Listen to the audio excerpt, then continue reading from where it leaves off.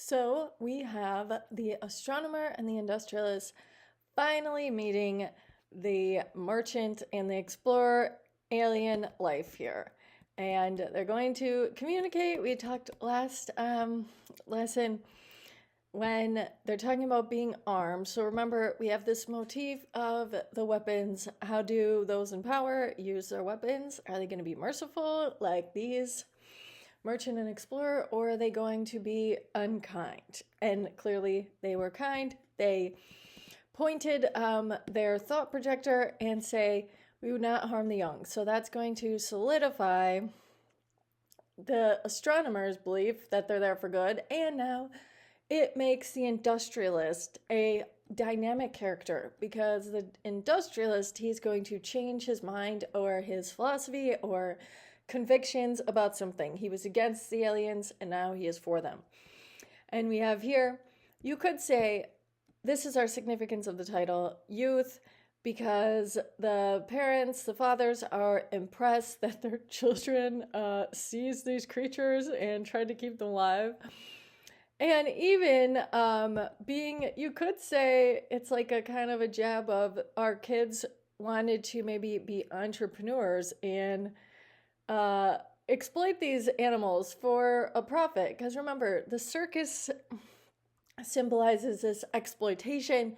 You could say that Isaac Asimov was trying to use the motif of the circus and the weapon to show how things can be used for good, or trading. In this case, we don't know if the trade will go well, right?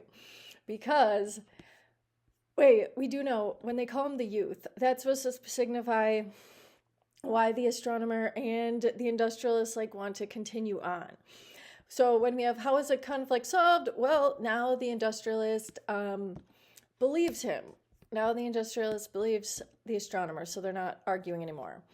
And the explanation of youth, we could say this builds a theme that adults or parents want the best for their children, and they want them to live in a world that is a better place.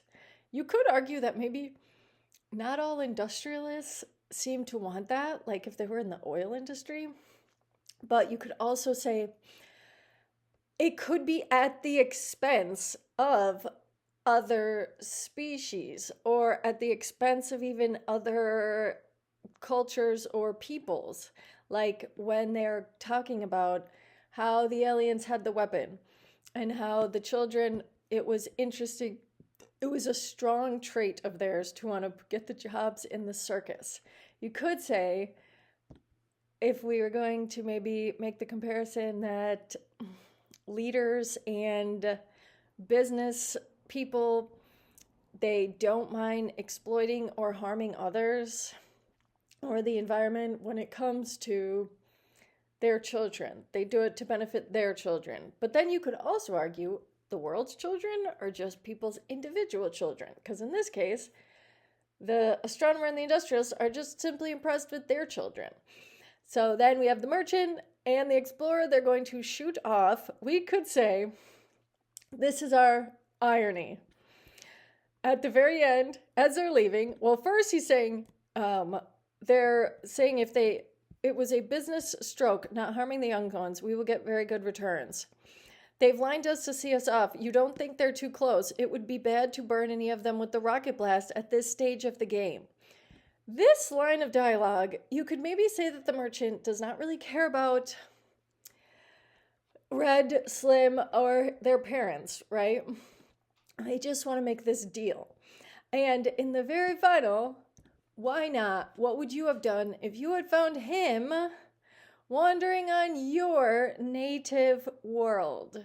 Found him sleeping on a field on Earth, red tentacles, 6 legs, pseudopods, and all. So this final line shows that Red looks like a 6-tentacle giant alien. So now we learn that Red, Slim, the astronomer, the industrialist, and the mom, they were the aliens, and the merchant and the explorer, we could maybe assume they're humans. Well, we definitely, if he said on Earth. So the humans coming from Earth is merchant and explorer. And then in the end, they're going to say, Red is there. We get one last scene of Red crying. His nickname, we get the irony that he is going to be the alien. And you could say, what theme does this develop? Well, this idea of who's doing the exploiting. We thought that we were the people, so we were the ones doing things for our youth. And then in the end, we learn that we are the merchant and the explorer that seem to be really greedy and unconcerned with the youth, but only thinking about them in the case of getting goods or getting this trade deal to happen. And that we could say that is our central idea, that travel there. You could say a central idea is there's a fine line between diplomacy and like free trade when it comes to who has the upper hand in this deal. Who's getting exploited and who's going to benefit? How do countries avoid exploiting each other or taking their resources or using them for financial gain? How do we see a society where trade is even? That could be something of a central theme that Isaac Asimov is trying to build here. And if we say, how does Wells's Stolen Basilisk have similar themes? We could say a similar theme is definitely we have this technology. So in the Basilisk, we have a researcher that's studying in his lab. In Youth, we have an industrialist and an astronomer literally meeting aliens without like the government's knowledge. That's definitely, it could have went really bad. They don't really have permission. They don't know how it's going to affect the whole world. And they're just kind of making that decision on their own. So in both, we have these themes of citizens taking science and technology into their own hands. And they might not have like malicious intention, but it still could definitely go awry. So those could be some similar themes that we explore.